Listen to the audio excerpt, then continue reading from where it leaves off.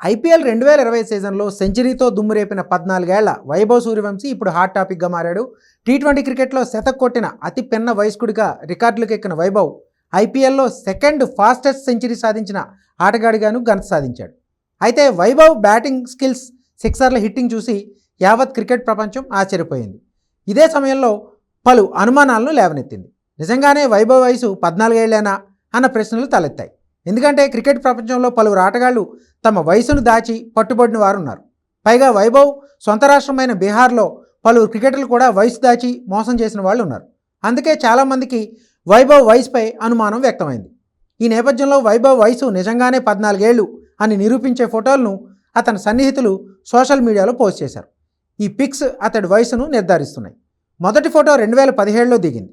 Eden gardens వేదికగా పూణే, కోల్కతా మధ్య జరిగిన ఐపీఎల్ మ్యాచ్కు తండ్రితో కలిసి హాజరయ్యాడు వైభవ్. అప్పుడు అతడి వయసు 6 ఏళ్ళు.